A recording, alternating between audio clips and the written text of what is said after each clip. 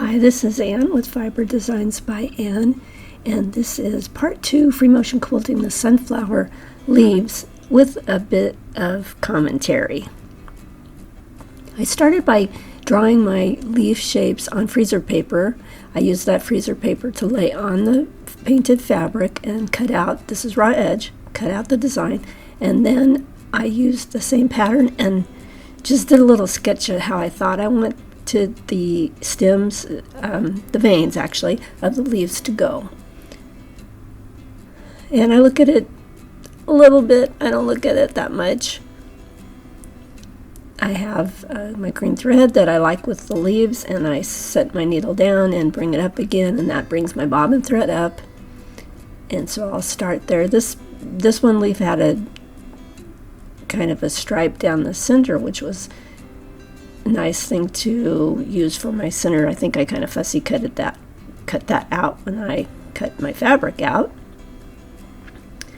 And you'll notice that the tip of the sleeve gets pulled up while I'm stitching.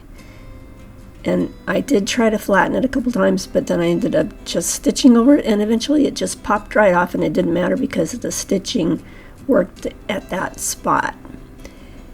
Now, I do leaves. I love doing leaves because they're very forgiving. You can build up the thread, which I like to do. And you can do just about anything because when you think of natural leaves, they're just any old way. And of course, these are a little abstract and they're made of fabric. So instead of going down the center or even this line that I'm going on now, instead of going from one side to the other, I just am doing one side to sort of see what the design looks like at this point. Still referencing my little sketch every once in a while. And I'm jumping across here. And I did start by using a straight stitch on the edge because I'm going to zigzag it later, but I realized that I wanted it not such a straight line under that zigzag. It looked better if I just sort of scalloped or wiggled it as I went around the edge of the leaves. If you see me stop, it's because I'm thinking.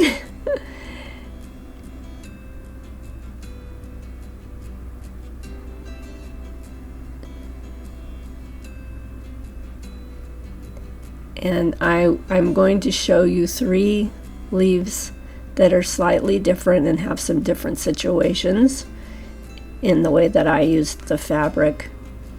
And then the other larger leaves I did not video while I was quilting because it's pretty much the same thing.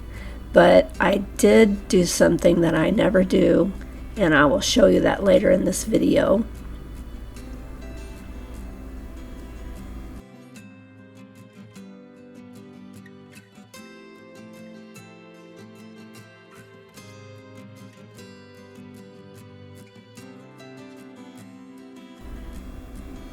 So I'm wiggling it a little bit here, that line that's just holding the edge down.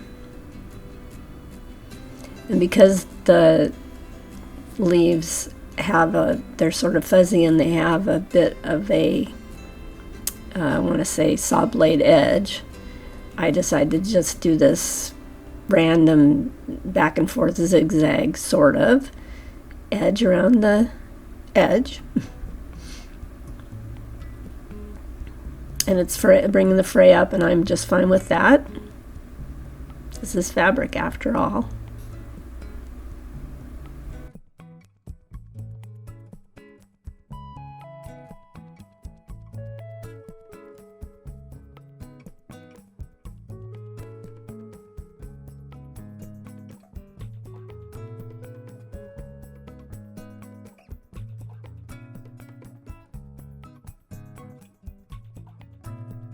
That was me thinking about that tip. I should have cut it off probably. If I'd have known it was going to just pop off, I would have. My Wonder Under, which is what I used to fuse these, came undone because I was working on the center part. I say that in part 1. If you haven't watched part 1 where I do the sunflower, there's some information in there. You might want to go watch that. or actually do the petals of the sunflower and talk about what I did for the center.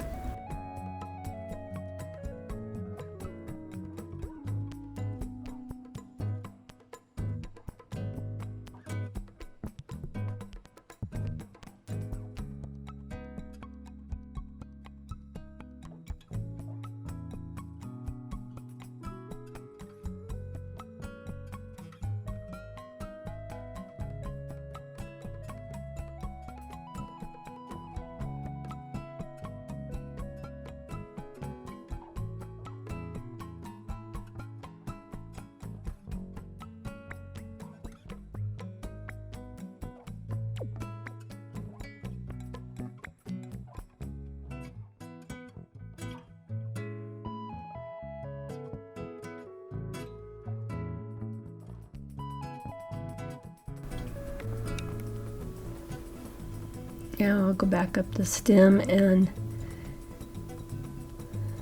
sort of echo the design that's on the other side.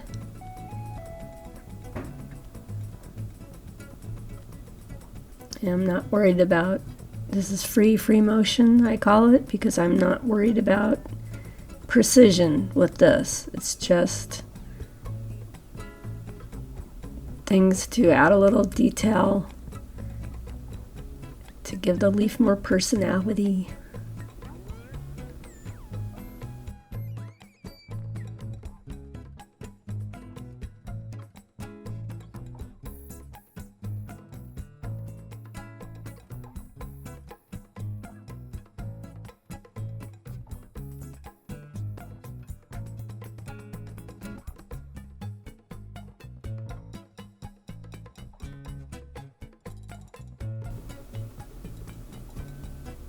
So I may speed some of this up because it's the same process, and sped up you can still see what I'm doing. It just goes a little faster.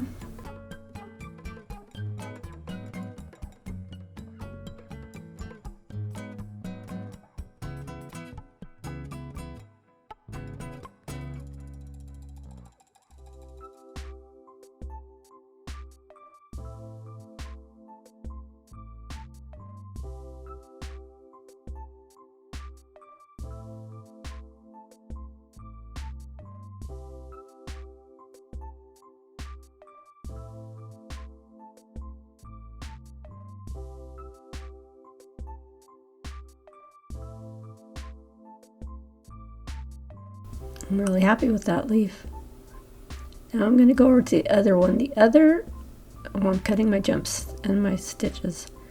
This second leaf, I pieced just a little bit of the green, and I used two different, this was one piece of fabric, but it had gradation in the paint. So I decided to just piece this leaf in the center, and then I also had it was a little shy on the size of the darker green, so I patched a little piece in there, which I wasn't sure how I was going to deal with it, but I ended up just making it sort of a fold in the leaf, or a crease in the leaf. At least that was my first intention.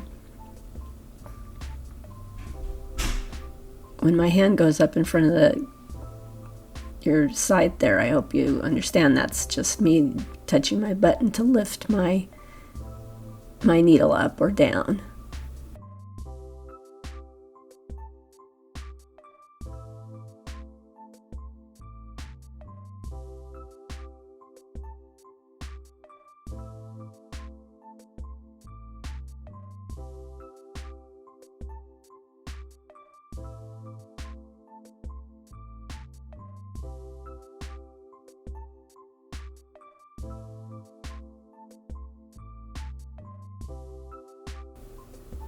So I'm just wiggling because that looks so much better under the zigzag than just a straight stitch. None of it really shows that much anyway once I've zigzagged over it.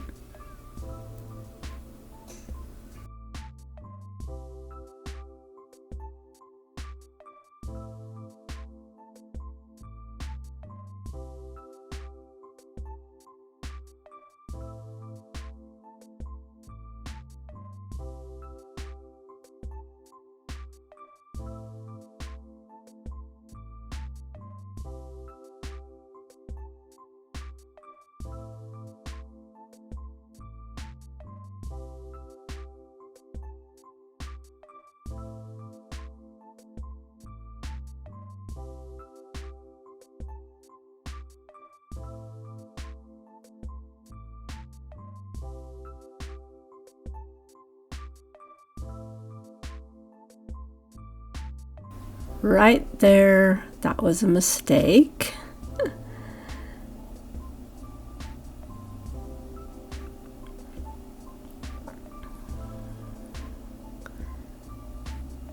Which can happen, or I could say I changed my mind. But there are almost always ways to correct things or make things work. And especially leaves, because leaves have all kind of things going on with them, depending on how they're laying or growing or floating down.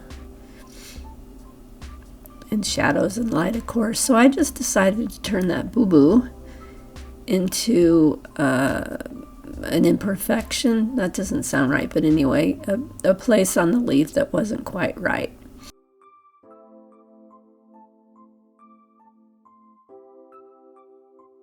And I did, this is the sort of curve, which was also not really what I had in mind, but it worked just fine. Now for the third leaf, it's pretty much the same.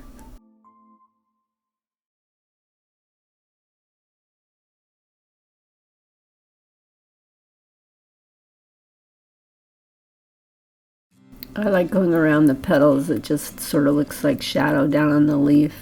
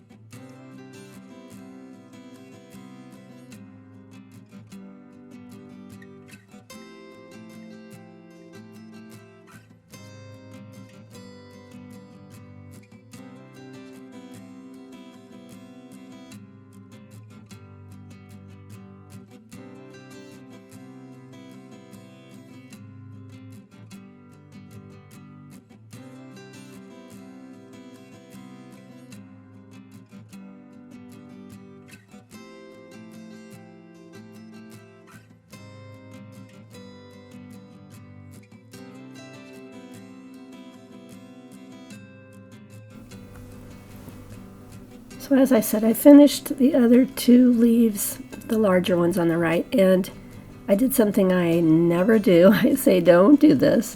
I didn't like the curves there, little arches, and I ripped out some stitching, which on painted fabric can leave some holes where your needle had gone up and down. So I needed to do something to make it better. I had a butterfly patch that I made and I did not like it. It was too large. And a dragonfly paper, that was just for an idea, and I didn't like that. It didn't cover enough. So I ended up just making 2 new stitches that were not the arch, but just coming down straight, curved a little. And then I decided that some of that stitching still showed a little, so I painted maybe bug holes or some kind of pest. And then after I painted them, I quilted around them with some yellow. And I ended up liking that, and you really can't tell where I had to unsew. So I'm really happy with this piece.